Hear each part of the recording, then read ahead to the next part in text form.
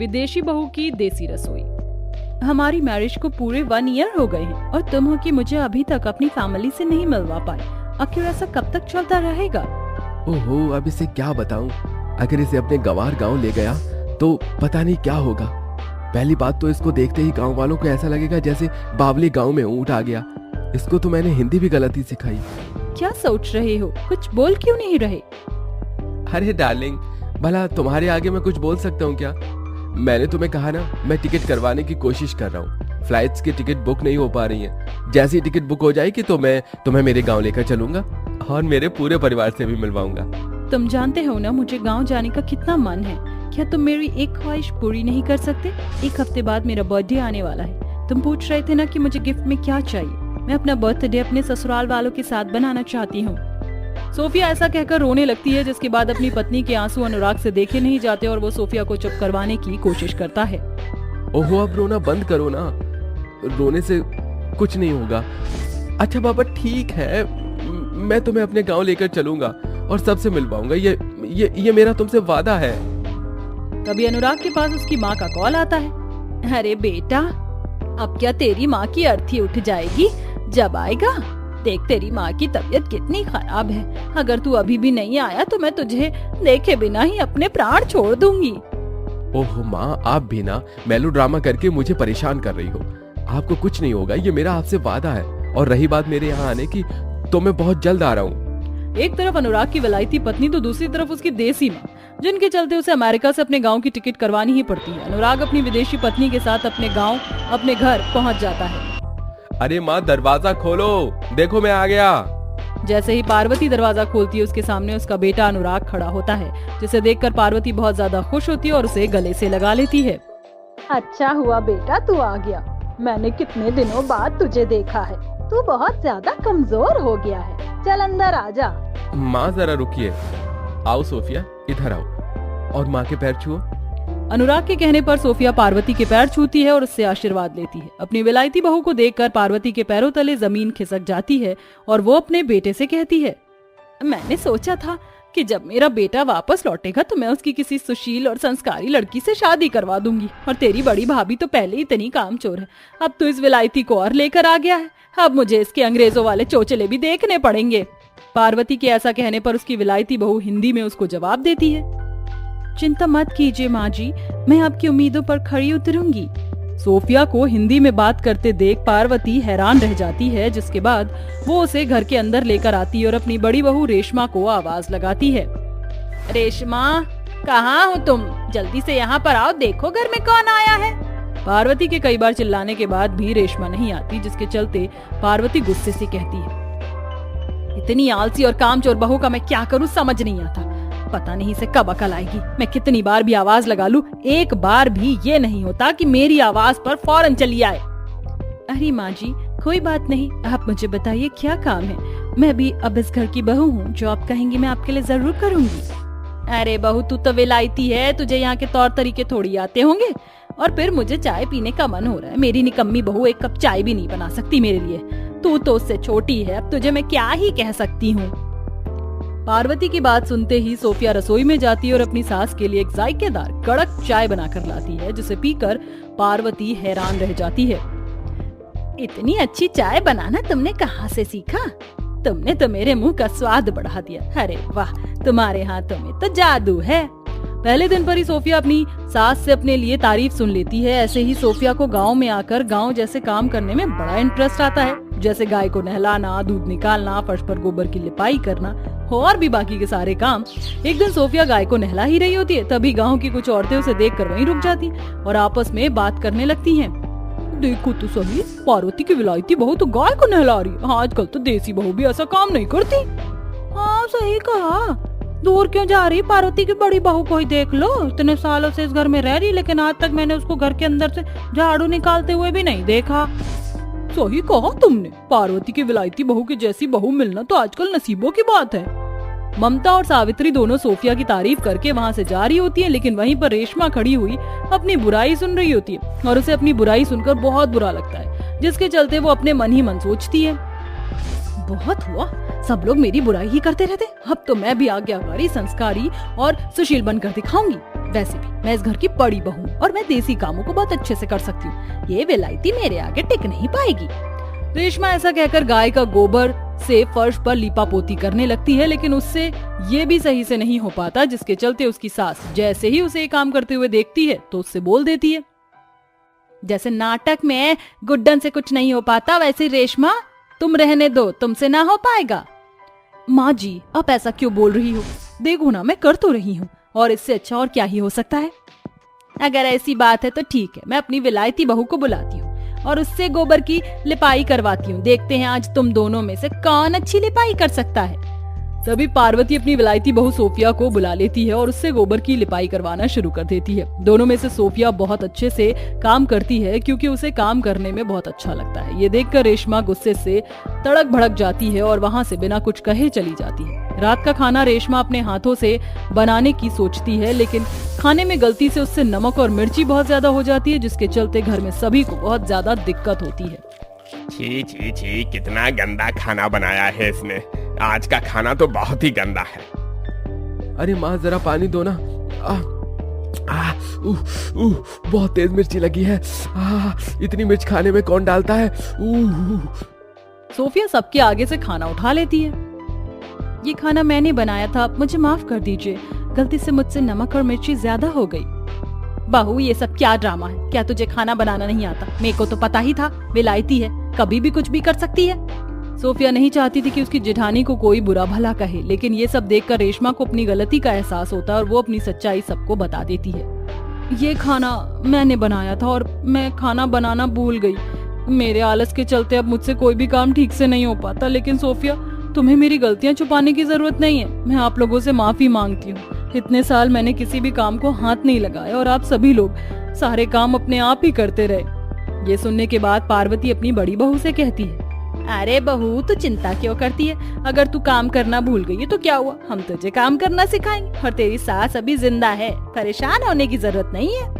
पार्वती अपनी बड़ी बहू को सहानुभूति देती है। उस दिन के बाद से पार्वती अपनी बड़ी बहू और छोटी बहू को सभी काम बहुत अच्छे से सिखाती है और दोनों ही मन लगाकर सभी काम अच्छे से करते हैं। इसी के चलते रेशमा का आलस हमेशा के लिए खत्म हो जाता है और वो अपनी देवरानी सोफिया के साथ मिलकर घर के सभी काम करवाती है और अब वो सभी एक साथ खुशी खुशी रहने लगते हैं। ममता अपने बेटे अधिक के लिए सर्वगुण संपन्न बहू चाहती थी, इसीलिए वो गांव की गरीब काली पारुल से अपने बेटे की शादी करवा देती है। न चाहते हुए भी अधिक को वो शादी करनी पड़ती है। गृह प्रवेश करते ही अधिक गुस्से में कहता है, माँ हो गई ना आपके सारे रीति रिवाज और रस्में, अब मैं जाऊं, बहुत थक गया हूँ। अरे तू इतना गुस्सा क्यों हो रहा है? चला जाइयो। नहीं मैं अभी जा रहा हूँ। अधिक गुस्से में गले की वरमाला निकाल कर आगे बढ़ जाता है, जिससे अधिक के गले में उनकी शादी का गठबंधन भी निकल जाता है और वो अपने रूम में चला जाता है।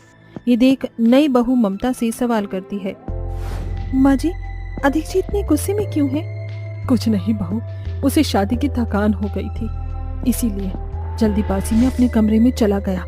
आजा तू भी आराम कर ले। जी माँ जी। माँ जी मैंने रजनी दीदी को शादी में भी नहीं देखा, यहाँ पर भी नहीं है, वो कहाँ है? अरे बहू वो हॉस्टल में पढ़ाई कर रही है, तो अगले महीने ही आ पाएगी। अच्छा। इसके बाद दोनों अपने कमरे में चले जाते हैं। शर्माकर पारुल उस कमरे में जाती है। अधिक जी आप इस तरह से आ गए, अगर आप ज्यादा थक गए हैं तो मैं आपके सर की मालिश कर देती हूँ।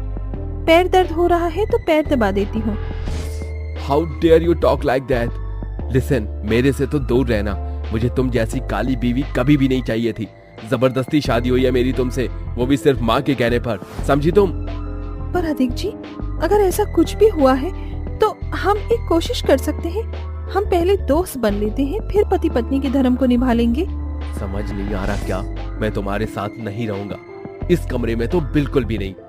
चली जाओ वरना। इतने में अधिक गुस्से में बेड की सारी सजावट को खराब कर देता है और रूम में से सामान उठाकर इधर उधर फेंकने लगता है, जिस बात से पारुल को बहुत डर लगता है। अब इस कमरे से जाओगी या धक्के मारकर निकाल दूं? मैं जा रही हूँ मैं। ये कहते ही पारुल रोते रोते उस कमरे से निकलकर ऊपर सास के कमरे के बाहर तक आ जाती है। क्या करूं? ये ससुराल में मेरी कैसी पहली रात है जहां मेरा पति मुझसे इतना खफा है। वो मुझसे नफरत करते हैं, मुझे अपने करीब भी नहीं आने देना चाहते। अब मैं क्या करूं? मैं कुछ भी नहीं जानती हूँ। माँ जी के पास चली जाती हूँ। माँ जी मैं अंदर आ जाऊँ? हाँ हाँ बहू आ जा, ये भी कोई पूछने की बात है। वैसे तू इधर क्यों आ गई? तुझे तो अधिक के पास होना चाहिए था। तेरी पहली रात है यहाँ पर। हाँ माँ जी, पर मुझे थोड़ी घबराहट सी हो रही थी, इसीलिए मैं आपके पास सोना चाहती हूँ। ठीक है, सो जा। फिर पारुल बहू अपने कपड़े बदलकर सास ममता के साथ सो जाती है। कुछ देर बाद प्यास लगने के कारण उसकी आंख खुल जाती है। अरे प्यास लग रही है, यहाँ तो पानी ही नहीं है, नीचे जाकर पानी लेना पड़ेगा। ऐसा कहकर पारुल नीचे कमरे में जाती है, जहाँ पानी लेने के बाद उसे अपने पति के कमरे से एक लड़की के हंसने की आवाज आती है। ये लड़की के हंसने की आवाज कैसे आ रही है इस रूम से? अब तक तो अधिक जी को भी सो जाना चाहिए था। लाइट भी जल रही है, जरा जाकर देखती हूँ। फिर पारुल अपने पति के कमरे की तरफ जाती है, जहाँ वो देखती है अधिक की बाहों में एक खूबसूरत लड़की है और दोनों हंस हंस कर बातें कर रहे हैं। अच्छा हुआ तुमने अपनी काली बीवी को यहाँ से भगा दिया और मुझे यहाँ बुला लिया। ये बेड, ये रात, ये रूम, और तुम सिर्फ मेरे हो, मेरे, और सब पर मेरा हक है। क्यों जाने मन? बिल्कुल ठीक कहा तुमने मेरी जाने मन। अच्छा, तो मुझे शॉपिंग करवाने जा रही हो ना? हाँ बिल्कुल, तुम्हारा बर्थडे जो है। नहीं नहीं नहीं, ये नहीं हो सकता। ऐसा कहकर पारुल के हाथ से वो बोतल छूट जाती है और अधिक दीक्षा को पता चल जाता है। तुम यहाँ क्या कर रही हो? मना किया था ना मेरे रूम में मत आना। अच्छा, तो इसीलिए आपने मुझे रूम में नहीं आने दिया। आपको शर्म नहीं आती? आज ही आपकी मुझसे शादी हुई है और ये सब, ये लड़की, मैं माँ जी को सब कुछ बता दूंगी। हाँ, जो बताना है बता दो। माँ तुम्हारी बातों पर विश्वास ही नहीं करेगी, क्योंकि वो मुझ पर विश्वास करती है। जाओ कह दो, कर लो अपनी माँ जी को परेशान शादी के पहले दिन ही। हो गया तुम्हारा? नाउ जस्ट गेट लॉस्ट, ये हमारा टाइम है। पारुल की ससुराल में पहली रात किसी कयामत से कम नहीं थी। वो रोते हुए अपनी सास के बगल में आकर चुपचाप सो जाती है। उन दोनों की हंसी पारुल को सोने नहीं देती। इतने में सुबह के 5 बज जाते हैं और वो जल्दी उठकर घर की सफाई कर लेती है और पूजा करके खाना बना लेती है। ये सब देखकर ममता कहती है, अरे वाह बहू, तूने तो उठते ही मेरे घर को चमका दिया। खाना भी बना लिया। आ जाइए, आप नाश्ता कर लीजिए। अधिक बेटा, तू भी आ जा, नाश्ता कर ले साथ में। नहीं माँ, मुझे लेट हो रहा है, काम है, मैं चलता हूँ। इतना कहकर अधिक पारुल को बड़ी बड़ी आंखें दिखाकर चला जाता है। पारुल फिर घर के कामों में लग जाती है। दूसरी ओर अधिक उस रात वाली लड़की दीक्षा को मॉल में महंगी महंगी शॉपिंग करवाता है। बेबी मुझे ये जिमी चू के शूज भी चाहिए। 2 लाख तो खर्च कर सकते हो ना? और हाँ जान, तुम्हारे लिए कुछ भी। फिर अधिक उसे 3 लाख रुपए खर्च करने के बाद और महंगे ब्रांडेड शूज दिलाता है, जिसके बाद दीक्षा खा पी कर निकल जाती है। वो अगले दिन दीक्षा को कॉल करता है तो दीक्षा उसे ब्लॉक कर देती है। ओह, उसने ब्लॉक कर दिया? कोई बात नहीं, मैं किसी और लड़की को पटा लेता हूँ क्लब जाकर, वहाँ अच्छी अच्छी लड़कियाँ आती हैं। ऐसा कहकर अधिक अजनबी लड़कियों के साथ क्लब में ड्रिंक करने के बाद लड़कियों के नंबर लेता है और हर रात लड़कियों के साथ घूमता है, उन पर पैसे खर्च करता है। 2 महीने बीत जाते हैं। अब अधिक ठीक से काम तो करता नहीं था और अलग अलग लड़कियों को घुमाने के चक्कर में उसका बैंक बैलेंस खाली हो चुका था और हर रात को लेट आना, हर लड़की से अलग अलग समय पर बात करना, इन सब की खबर पारुल को होती है। अधिक, खाना खा लीजिए। मुझे तेरे साथ खाना खाने की कोई जरूरत नहीं है, मैं पहले ही निशा और सुमन के साथ खाना खा कर आया हूँ, समझे? आप इतने गिरे हुए कैसे हो सकते हैं कि अलग अलग लड़कियों को लेकर घूमते हैं? आज कोई और कल कोई और।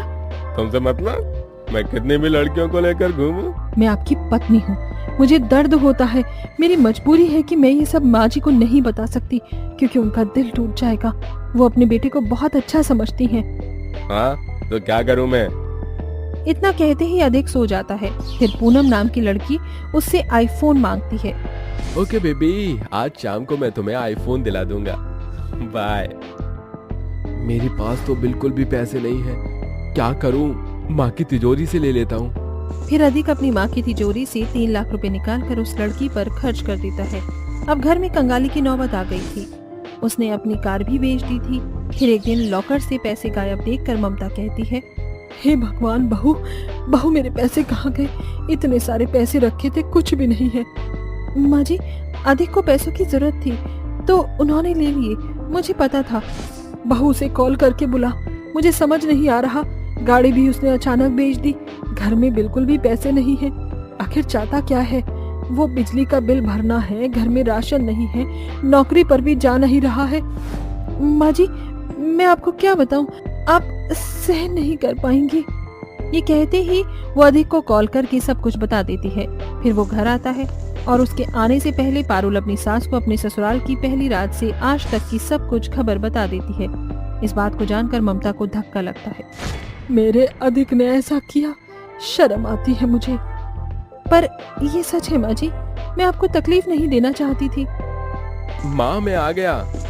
बेशरम, तेरी इतनी हिम्मत कि तूने मेरी मासूम बहू के साथ ये सब किया। तभी ममता जोर से अधिक को थप्पड़ मारती है। शर्म नहीं आई अधिक? तूने मेरी बहू को धोखा दिया। इतनी लड़कियों के साथ घूमता रहा और घर के पैसे तूने उन पर उड़ा दिए। कितना दर्द हुआ होगा उसे जानता भी है। मुझे माफ कर दीजिए, मुझे अपनी गलतियों का एहसास हो गया। आज तक बहुत गलत कर रहा था, लेकिन अब एक नई जिंदगी शुरू करना चाहता हूँ। सॉरी पारुल। हाँ माँ जी, इन्हें माफ कर दीजिए। अपनी बहू के कहने पर तुझे माफ कर रही हूँ।